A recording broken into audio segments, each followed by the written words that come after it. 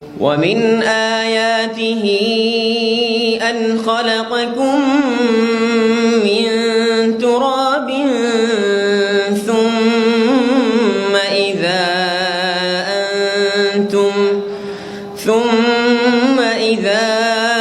أنتم بشر تنتشرون. ومن آياته أن خلق لكم من أنفسكم أزواجا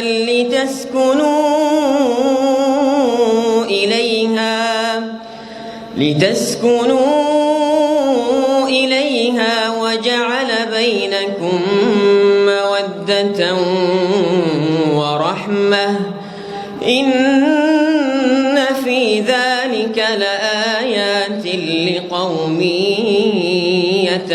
يتفكرون. ومن آياته خلق السماوات والأرض واختلاف ألسنتكم وألوانكم إن في ذلك لآيات للعالمين. ومن آياته منامكم بالليل والنهار وابتغاؤكم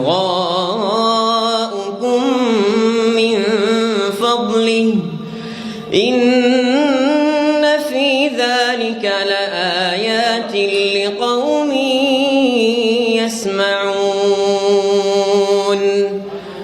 ومن آياته يريكم البرق خوفا وطمعا وينزل من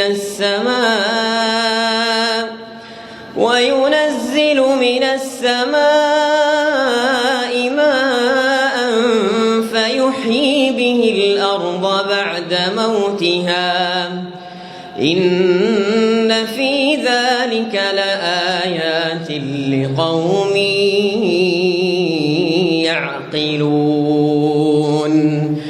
ومن آياته أن تقوم السماء والأرض بأمره ثم إذا دعاكم دعوة من الأرض إذا أنتم تخرجون.